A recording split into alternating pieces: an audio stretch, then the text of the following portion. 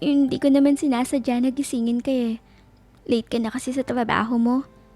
Mangyak-ngyak kong sabi habang nagpapaumanhin kay Jacob.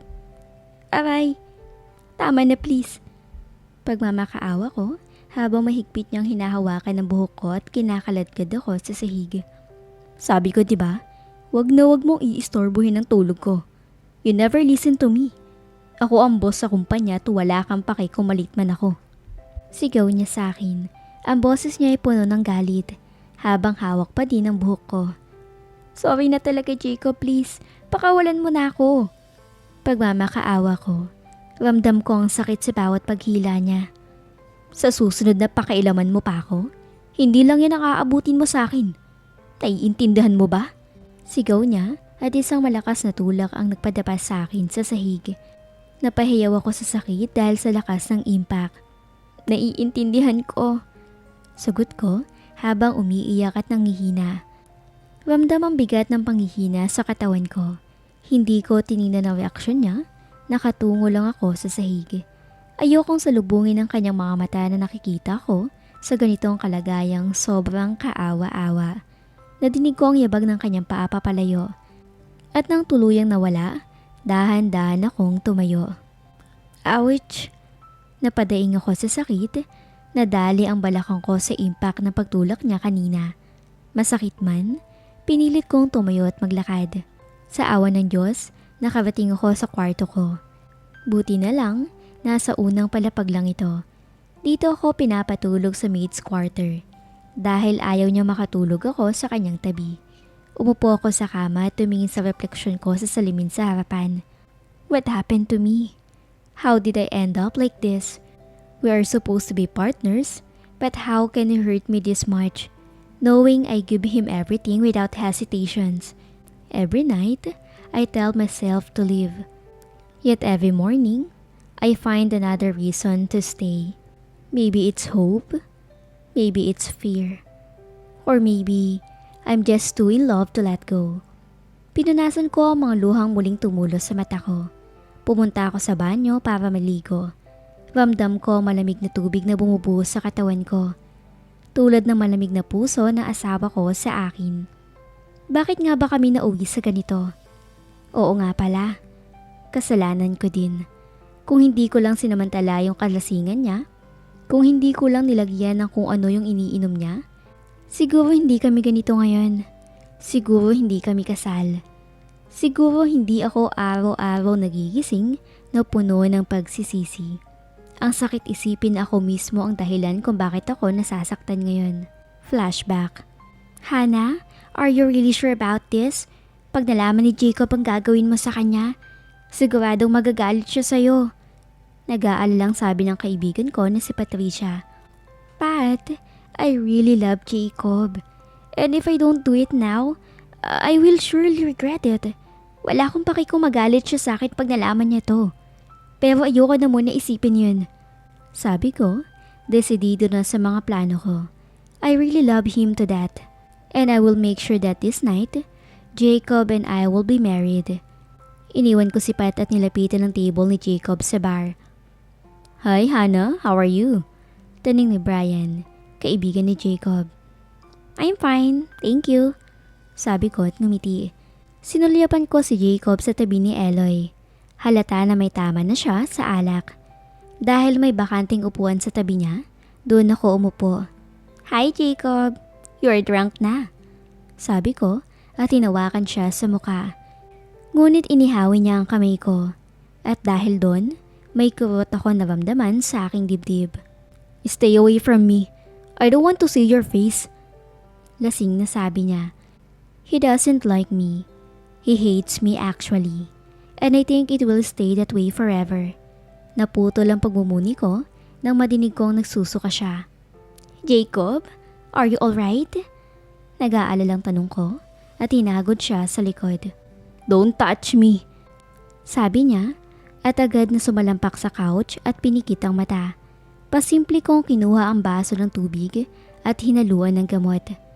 Yung gamot na panandali ang mapapawala ng ulirat at mapapaikot ng isip. Tahimik lang ako nakatingin habang unti-unti iyong natutunaw.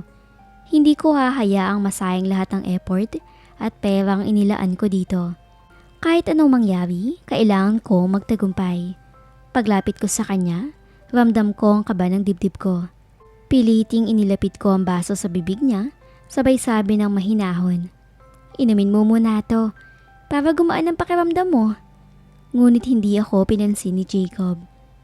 Jacob, inumin mo na tong tubig para mahimasmasan ka.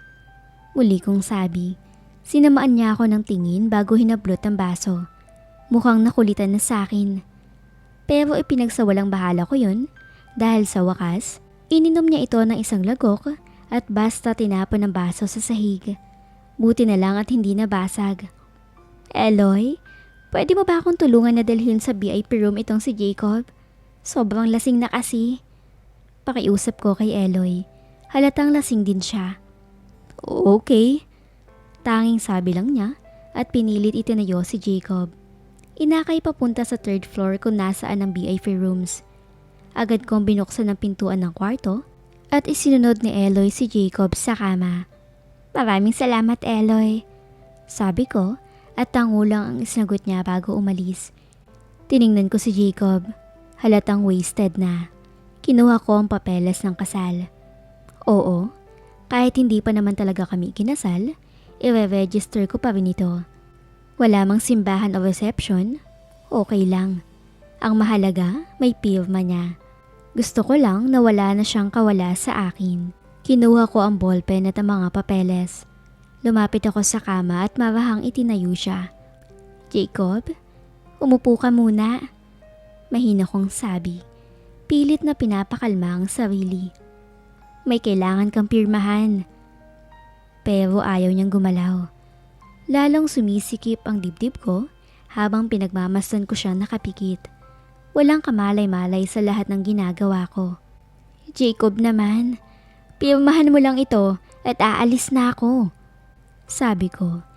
Naramdaman ko namang bigla siyang napatigil at umupo. Kahit pasuray-suray. Mapakla akong napangiti. Gusto niya talaga akong umalis. Where should I sign? Lasing na sabi niya. Inilapit ko ang papeles at binigay ang ballpen. Hinawakan ko ang kamay niya kung saan dapat pumirma. Dahil pasuray-suray siya at hindi makasulat ng maayos. Nang mapirmahan niya ang kailangan, pabagsak siyang humiga sa kama at tinalikuran ako. Masaya akong nakatingin sa pirma niya. Sa wakas, mag-asawa na kami. Napangiti ako habang pinagmamasdan ng pirma niya sa papel. Yung pirma na magtatali sa amin habang buhay. Kailangan ko lang tong ipasa sa korte. At magiging legal na din ang lahat. Wala na siyang kawala. Hindi na siya makakatakas. Sa wakas, akin na siya. Buong buo. Nandito ako ngayon sa sala at hindi ko namalayan na nakatulog na pala ako. Hinihintay ko si Jacob na umuwi. 12:00 na ng gabi at wala pa din siya. Sobrang nag-aalala na ako. Naisipan ko siyang tawagan pero nung kinapa ko ang bulsa ko, naalala kong naiwan ko pala ang cellphone sa kwarto. Pumunta ako sa kwarto at agad ko itong nakita. Ngunit habang papalapit ako sa sala, may nadinig akong parang ungol. Jacob? Ungol ng isang babae. Parang napaiyak na ako sa takot at sakit. Alam ko na ang mangyayari. Ngunit pilit kong sinasabi sa sarili ko na baka nagkakamali lang ako. Ngunit ramdam ko ang kiwat sa puso ko na makita mismo ng mga mata ko ang nangyayari. Ang sakit. Bakit siya nagdala ng ibang babae sa bahay namin? Nakatago ko sa pader. Kitang-kita ang kahalayang ginagawa ng asawa ko at ng babae niya. Wala nang saplot ng babae habang si Jacob ay nakaboxer lang.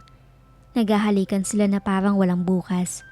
At ang mga kamay ni Jacob ay kung saan-saan. Hindi ko maiwasang mapaiyak. Tumulo ang luha ko at may munting hikbi. Mabilis kong tinakpan ng bibig ko at tumakbo papasok sa kwarto. Pagpasok ko, naglabasan ang lahat ng pinipigilan kong luha at hikbi. Hindi ko namalayan na nakatulog ako habang umiiyak ng sobra. Kinabukasan, maaga akong nagising para maglinis at magluto. Kahit alam kong hindi kakain si Jacob, nagluluto pa din ako. Baka magbago ang isip niya at kumain. Inayos ko ang mga plato at kutsara sa lamesa at na makita kong maayos na ang setup, napangiti ako. Nadinig ko ang yabag ng paa. Baka si Jacob na yon. Natulala ako sa saya, ngunit nawala agad ang ngiti ko na makita ko ang babae na inuwi niya kagabi. Napasimangot ako at tatalikuran sana siya nang bigla niya akong tawagin. Yaya? Can you please get me some juice? Maarte niyang sabi. Parang napantig ang tenga ko. Yaya? Kailan pa ako naging yaya dito? Ikaw kumuha. Ikaw ang iinom, di ba? Mataway kong sagot at nakita kong tumaas ang kilay niya. You are maid here, so you need to serve your guest. Inis na sabi niya. Excuse me? Hindi ako ang maid dito. Kasi ako lang naman ang Hindi ko na naituloy ang sasabihin ko dahil biglang dumating si Jacob. Naka-topless at shorts lang ang suot niya. Anong nangyayari dito? Nakakunot ang noo niya. Napa-eye roll ako sa isip ko. Honey, ayaw niya akong abutin ng juice. At she even said na hindi naman siya maid dito. Masyadong ilusyonada ang babae na hindi na naituloy ng babaeng sasabihin niya dahil pinutol siya ni Jacob. Wala ka bang kamay para kumuha? You better leave my house. I don't want to see you. Masungit na sabi ni Jacob. Nagulat ang babae at naglakad palayo. Napangiti ako sa isip ko. Hindi ko inaasahang ipagtatanggol ako ni Jacob. But we had a thing last night. Hindi mo ako pwedeng itapon basta-basta. Sigaw ng babae. Tila nagdilim ang mukha ni Jacob. Once na may nangyari sa atin, wala nang communication. You are like trash to me. You know my rules before we had thing. May nangyari sa atin, and then you go. Walang filter na sabi niya. Walang nasabi ang babae at nag-walk out na. Don't smile. I don't do it for you. Seryosong sabi ni Jacob bago tinalikuran ako at umalis. Hindi ko na malayang nakangiti na pala ako. Kahit sinabi niya na hindi niya ginawa yun para sa akin, hindi ko maiwasang mapangiti. At least, hindi niya ako sinigawan at mukhang bumabait na siya. Nagising ako dahil sa malalakas na katok ng pintuan. Pasuray-suray pa ako naglalakad papuntang pintuan at binuksan ko ito at laking gulat ko na makita si Jacob na nakatayo sa harapan ko at magkasalubong ang kilay. Fix yourself. Pupunta ang mga magulang ko dito mamayang gabi. Sabi niya. Tila binuhusan ako ng malamig na tubig. Ha? Bakit naman biglaan? Tanong ko at nagpapanik. Baka makita nila mom at dad ang setup namin ni Jacob at baka parusahan o paghiwalayin kami. I don't know. They just told me they will go here para i-check ang buhay natin mag-asawa. Don't do anything. Kundi, malalagot ka sa akin. Seryoso at nakakatakot na sabi niya. Ramdam kong nanginginig ang katawan ko. Kung magkamali ako, sasaktan niya ako, physical o emosyonal. Meron siyang anger management issue, kaya mahirap galitin. Sige, mag-aayos na ako. Paalam ko, akmang isasara ang pintuan. Hinawakan niya ito para hindi sumara. Next time, wear a bra bago ka magbukas ng pinto. Sabi niya at umalis. Tingnan ko ang dibdib ko. Halatang halata ang nipples. Ramdam ko ang init ng mukha ko at mabilis kong isinara ang pintuan. Andito kami ngayon ni Jacob sa sala. Hinihintay ang magulang ko. Nakasuot ako ng off-shoulder dress na light blue. Pinaresan ko ng doll shoes na dark blue na may kaunting makeup. Tahimik kaming mag-asawa. Ilang minuto lang, nadinig namin ang ugon ng sasakyan. Baka sila mami na. Tumayo kami para salubungin sila at nakita ko ang masayang ngiti ng magulang ko. Niyakap ko muna ang mami ko, sunod ang daddy ko. Nakipagbeso si mami kay Jacob at naghag naman sila ni daddy. How are you, dad? Tanong ni Jacob. I'm fine, iho. Kumusta naman ang buhay mag-asawa niyo nitong anak ko? Tanong ni dad. Masaya naman po. She's the most precious thing that happened to me. Sabi niya at ngumiti. Tumibok ng husto ang puso ko at pula na ang mukha ko. We should eat. Sigurado ko nagutom po kayo sa biyahe. Sabi ni Jacob. Ginabayan ng magulang ko papuntang dining room. Nagpahuli siya para masabayan ako at bumulong sa tenga ko. Huwag ka masyadong matawa sa sinabi ko kanina. Because it's a lie. You're the worst thing that happened to me. So, don't assume things. Masakit ang pabulong niya at para akong natuod sa kinatatayuan ko nang unti-unting umalis siya. Pinunasan ko ang luha at pinilit pakalmahin ng sarili. Okay lang yan, Hana. Dapat masanay ka na sa masasakit na salita niya. Sabi ko sa isip ko bago lumakad papuntang dining area. Nakita kong nakaupo na sila doon at uupo sana ako sa tabi ng mami ko, ngunit pinigilan ako ni Jacob at pinaupo sa tabi niya. Wala akong nagawa kundi umupo. Tahimik akong kumakain habang silang tatlo ay nag-uusap tungkol sa business. Wala akong interes kaya tahimik lang ako. Iho, kailan niyo ba balak magkaanak? Gustong gusto ko na ng apo eh. Biglang sabi ni Mommy. Napaubo ako, medyo hinaplos ang dibdib ko dahil sa gulat. Naramdaman ko ang kamay ni Jacob sa likod ko at binigyan niya ako ng tubig. Nag-aalalang ininom ko. Well, let's see. Si Jacob na ang sumagot. Napansin ko ang ngiti niya. Ang galing magpanggap na lalaking to. Sabi ko sa isip ko. Pagkatapos kumain, nagpahinga muna kami sa living room at nanood. Hindi ako makapag-concentrate dahil sobrang lapit ni Jacob sa akin. Naamoy ko pa ang pabango niya, talagang nakaka-addict. Biglang umulan ng malakas, may kidlat at kulog. Nakakatakot. Tuwing kumukulog, napapakapit ako kay Jacob at nagpapasalamat dahil wala akong nadinig na reklamo. Dad, you should stay here for tonight. Masyadong delikado pag bumiyahe pa kayo sa ganitong panahon. Sa guest room na lang kayo matulog. Sabi ni Jacob. Sige iho, mukhang matagal pa bago tumila ang ulan. Sagot ni Dad. Inutusan ni Jacob ang maid niya na ngayon lang niya pinapasok ngunit lingid sa kaalaman ni Daddy. Ako pala ang ginagawang katulong ni Jacob. Muling kumiwat ang puso ko. Tawa na sa kwarto. Tanging sabi niya at nauna nang umakyat. Sinundan ko siya at kumuha ng damit sa closet at nagpunta sa CR para magpalit ng pajama. Nakita ko siya nakaupo sa kama. Kinakalikot ang laptop. Kumuha ako ng una at naglakad papuntang sofa, akmang hihiga. What are you doing there? Tanong niya. Nakakunot ang noo. Matutulog. Sabi ko. Halatang pa-obvious ang tanong. Sleep beside me. Baka biglang pumunta ang magulang mo dito at makita ka natutulog dyan sa sofa. Sabi niya at muli niyang inihirap ang atensyon sa laptop. Wala na ako nagawa kundi sumunod. Humiga ako sa tabi niya at ipipikit na sana ang mata nang biglang kumulog ng malakas. Ay! Tili ko at napakapit ako kay Jacob. Para kulog lang eh. Sabi niya, ngunit hindi niya inalis ang kamay ko na nakadikit sa kanya. Isinawa niya ang laptop at humiga na din siya. Bumitaw na ako sa pagkakahawak niya, umatras ng kaunti. Hindi naman ako nahulog dahil malaki ang kama niya. Tumalikod ako sa kanya at hindi ko namalayan na tumulo ang luha ko. Mabilis ko itong pinunasan habang ang antok ay unti-unting humahataw sa akin. Dahil sa sobrang pagod at antok, tuluyan na akong nakatulog. Nagising ako dahil hirap akong huminga para bang may nakadagan sa tiyan ko. Pagtingin ko, nagulat ako na makita si Jacob. Sobrang lapit niya sa akin. Nakayakap pa ang kamay niya sa tiyan ko at ang isang paa ay nakadantay sa hita ko. Kaya pala ako nahihirapan huminga. Ang laki pa naman ng katawan nito. Dahan-dahan kong sinubukang alisin ang braso niya para hindi siya magising. Pero imbis na bumitaw, mas lalo pa niyang hinigpitan ng yakap.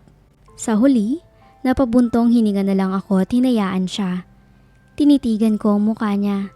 Ang payapa ng itsura, parang isang anghel na walang iniisip na sakit o galit. Wala sa matikas sa panga niya, makapal na kilay, mahahabang pilik mata, matangos na ilong, hanggang sa mapupulang labing parang isang Greek god sa paningin ko. Pero sa likod ng lahat ng yun, pagkamuhi lang ang nararamdaman niya para sa akin. Mahal na mahal ko siya, pero hindi niya kayang suklian ang nararamdaman ko. Ramdam kong may tumulong luha sa pisngi ko. Lagi na lang akong umiiyak kapag tungkol kay Jacob ang usapan. I love you. Mahina kong bulong kahit alam kong hindi niya madidinig. Naiiyak na ako habang sinasabi yon. Mabilis kong idinikit ang labi ko sa noo niya. Unang beses kong nagawa iyon dahil ayaw niyang mapalapit ako sa kanya. Kinalap ko ang lakas ko at pinilit alisin ang kamay at paa niyang nakadantay sa akin. Mabuti na lang at nagtagumpay ako. Nilagyan ko na lang ng unan sa tabi niya para iyon ang yakap niya. Bumaba ako ng kusina para magluto sana ng almusal para sa mga magulang ko. Pero wala na sila. May iniwan lang na sulat sa ref na may meeting pa daw si daddy kaya nauna na silang umalis. Magluluto na sana ako nang biglang bumaba si Jacob. Good morning. Ano gusto mong kainin? Tanong kong kinakabahan. Tinitigan lang niya ako. Walang kahit anong emosyon sa muka. Mapait akong napangiti. Bumalik na naman ang dating Jacob, ang malamig at puno ng galit. Alam mo namang hindi ko kakainin lahat ng niluluto mo, di ba? Kaya wag ka na mag-abala. Baka kung ano na namang ilagay mo dyan. Kagaya ng dati. Malamig at makahulugan ang tono niya. Natahimik ako. Hindi ko siya matignan. Dahil sa kasalanan ko dati, hindi na niya kayang pagkatiwalaan ako. We're back to normal. Your parents are not here anymore. Kaya kunin mo na lahat ng gamit mo at lumipat ka na sa maid's quarter. Doon sa dati mong kwarto. Ayokong aabutan pa kita sa kwarto kapag uwi ko. Kundi, lagot ka sa akin. Banta niya bago tuluyang umalis. Nararamdaman ko na namang sasabog ang mga luha ko. Tumingala ako para pigilan. Pero wala ding silbi. Sunod-sunod na tumulo ang mga ito. Nasasaktan na naman ako dahil sa kanya. Pero alam kong ako mismo ang naglagay sa sarili ko sa ganitong sitwasyon. Wala akong karapatang umangal. Pinunasan ko ang mga luha ko at umakyat sa kwarto ni Jacob para kunin ang mga gamit ko. Pagpasok ko, nadatnan ko siyang nagsusuot ng polo. Basa pa ang buhok niya. Napatigil siya at tumingin sa gawi ko. Kaya agad akong napayuko. Kukunin ko lang yung mga gamit ko. Mahina at kinakabahan kong saad. Hindi siya sumagot. Mabilis kong kinuha ang bag na nasa tabi ng kama at dali-daling umalis. Pagbalik ko sa maid's room, sa dati kong kwarto, sinimulan ko nang ayusin ang mga gamit ko. Maya-maya, tumunog ang cellphone ko. Si Alvin ang tumatawag.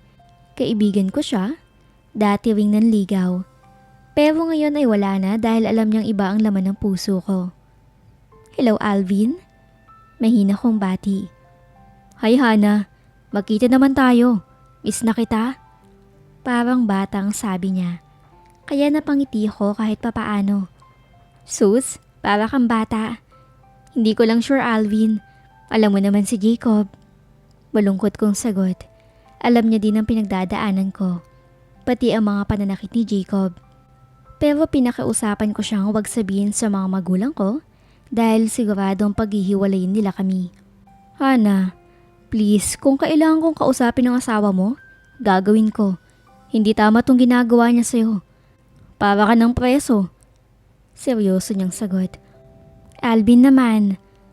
Bumuntong hininga ko. Sige, magkita tayo ngayon. Narinig ko ang paghinga niya na may halong ginhawa. Sa favorite coffee shop natin. Sige, doon na lang. Sagot ko. Kahit kabado, alam kong kailangan ko din to. Sa isang coffee shop. Pagpasok ko, nakita ko agad si Alvin. Kumakaway at nakangiti. Nginitian ko din siya at lumapit. Ang ganda mo naman, miss. Pabiro niyang bati.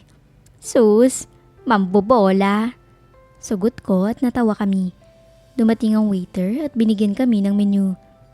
Chocolate and strawberry shortcake sa akin. Sabi ko. Umorder din siya ng kanya tapos umalis na ang waiter. So, kumusta ka naman Alvin? May nililigawan ka na ba ngayon? Tanong ko. Tumawa siya bago sumagot. Wala pa. How about you? Okay ka ba? Bigla niyang balik tanong. Okay naman ako. Pilit kong sagot kahit alam kong hindi totoo. Umiling siya. I know you're not, Hana. Wag mo akong lokohin. Bakit ba ayaw mong hiwalayan yung asawa mong walang ibang gawin kundi saktan ka? Halatang inis ang tono niya. Alvin naman, mahal na mahal ko si Jacob. Naniniwala kong kaya pa niya akong patawarin. Na kaya niya pang buksan ang puso niya para sa akin. Nanginginig ang boses ko habang pinipigilan ng luha.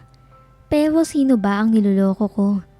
Kahit ako, alam kong imposible na. That's toxic, Hana.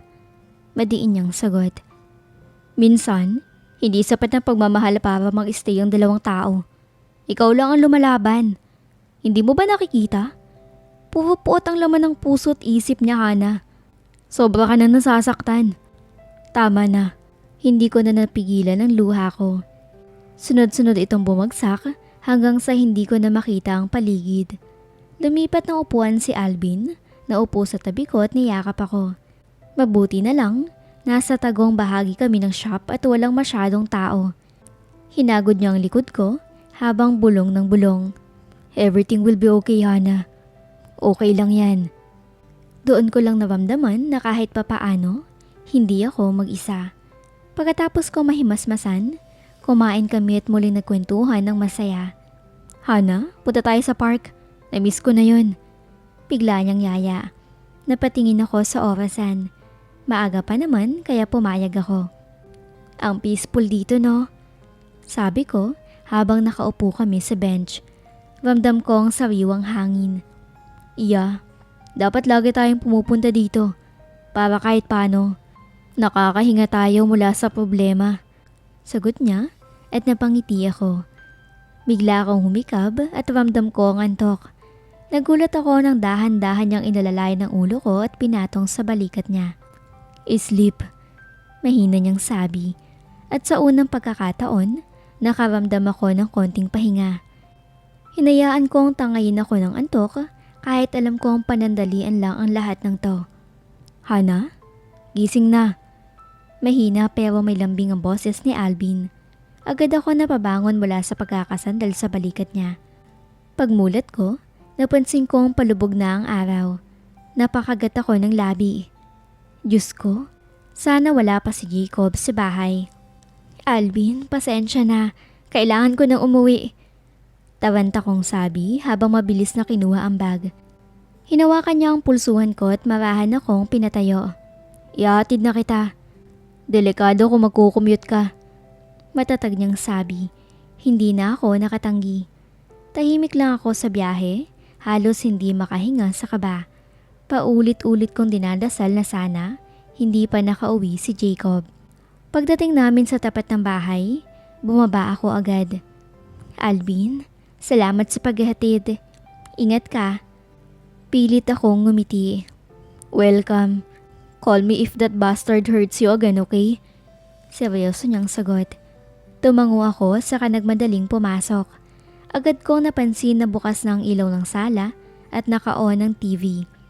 Mas lalo kong kinabahan na makita ko ang kotse ni Jacob na nakaparada ng walang ayos sa garahe. Nauna na siyang umuwi. Huminga ako ng malalim at dahan-dahang naglakad.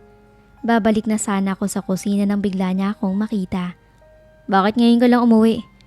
Malamig niyang tanong. Pero halata sa tono at titig niya ang pinipigilang galit. Hindi ko sinasadya. Nakatulog ako sa... Hindi ko na natapos ang paliwanag ko nang bigla niyang sinunggaban ng pulsuhan ko at marahas akong kinaladkad. Jacob, masakit! Halos napasigaw ako. Ramdam ko ang higpit ng kapit niya.